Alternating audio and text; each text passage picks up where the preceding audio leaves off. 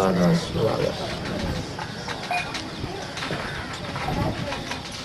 राधा स्वामी दयाल की दया, राधा स्वामी सहाय, राधा स्वामी।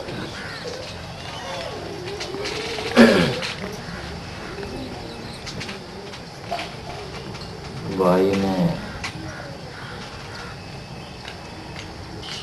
भजन के शब्द कहे, इसमें इन्होंने बोला कि जागृत नगरी में चोर नहीं लग गए, झक मारेंगे यमदूता।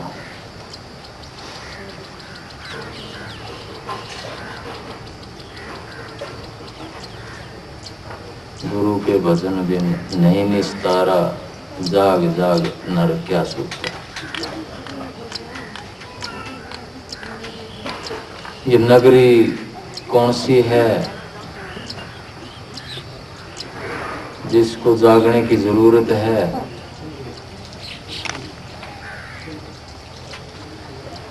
और इसमें ये भी कहा कि जो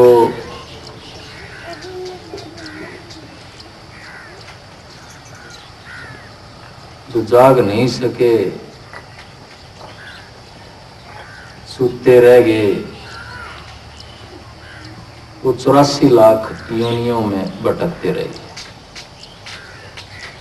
कभी पशु बने, कभी पौधे बने, कभी पत्थर बने, कभी राक्षस प्रवृत्ति में गए,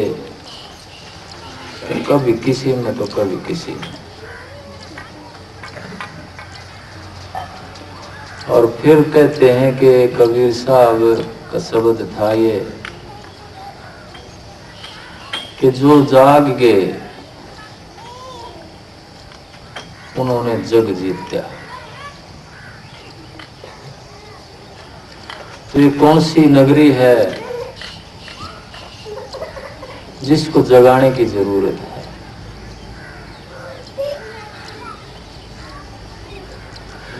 ये नगरी जो इस शरीर हमें मिला है, शास्त्रों ने कहा है कि यत् पिंडे तत् ब्रह्मंडे,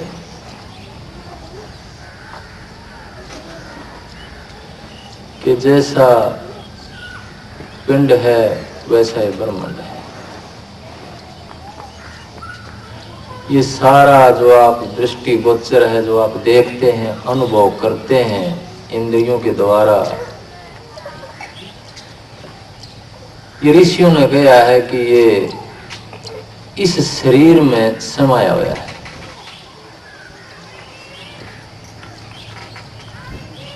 जो भी ब्रह्मांड की ताकतें हैं, जो भी देवी देवता हैं, 68 तीर्थ हैं।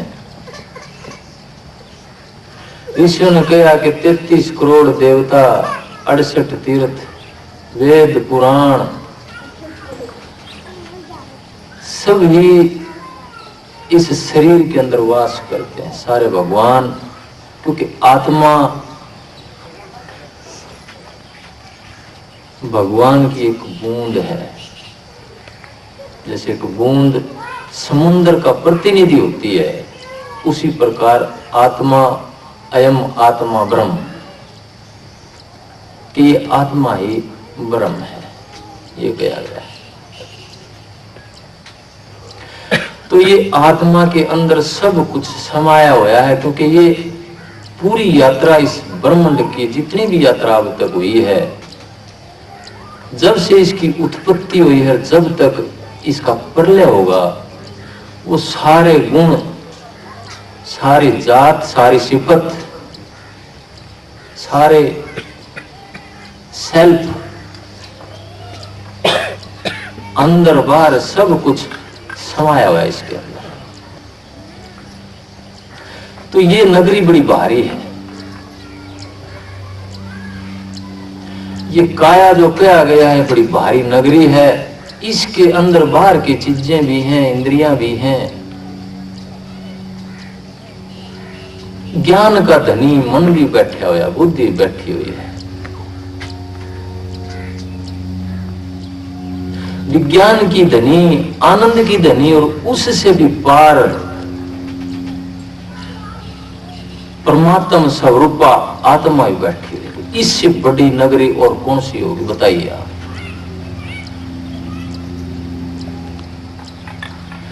अगर ये नगरी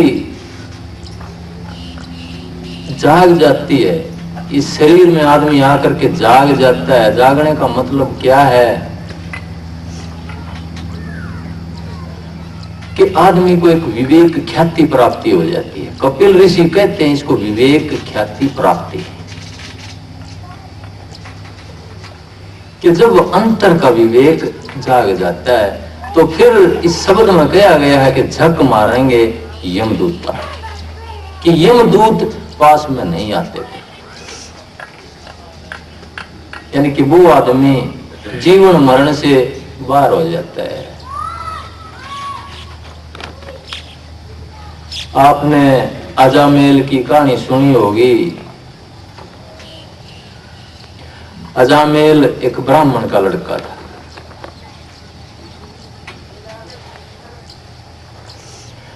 बड़े अच्छे संस्कार पाए थे परिवार से, पिता से, पूर्वजों से।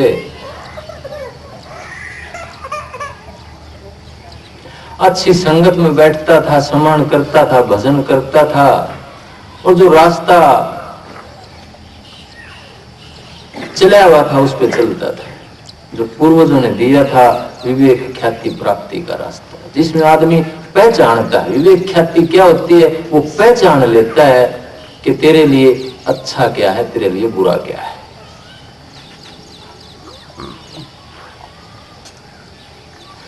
कपिल ऋषि विवेक ख्याति प्राप्ति तक पहुंचते किस तरह हैं कि वो एक विचार करते हैं, क्या मैं इंद्रिय हूं? 10 इंद्रिय पर विचार करते हैं, 5 ज्ञानेंद्रिय और 5 कर्मेंद्रिय। एक पर विचार करते हैं, क्या मैं ये हूं, क्या मैं ये हूं? अंतर से ज्ञान, अंतर से बुद्धि मंथन करती है तो बताती है ना, मैं ये भी नहीं हूं, ये भी नहीं हूं, ये भी नहीं हूं। तो फिर पूछता है, क्या आत्मा ये मन है, क्या आत्मा बुद्धि है, क्या आत्मा अहंकार है, क्या आत्मा पंच महाभूत है, पृथ्वी, अग्नि, वायु, जल, आकाश, क्या ये है ये शरीर, ये आत्मा? जो हमारा अंतर का शुद्ध तत्व बैठा हुआ, क्या वो यही है? जवाब आता है कि ये भी नहीं, ये भी नहीं, ये भी नहीं। फिर अंतर जाता जाता महत्व तत्वों को पार करके, अहंकार को पार करके महत्व तत्वों को पार करता है तो देखता है कि निर्लेप प्रकृति सत रज तम को पाता है।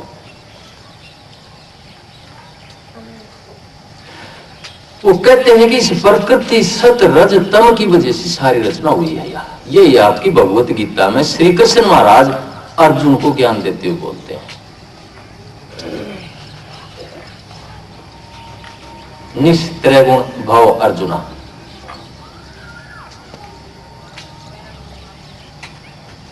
फिर वेदों में कहा गया त्रिगुण विषया वेदा।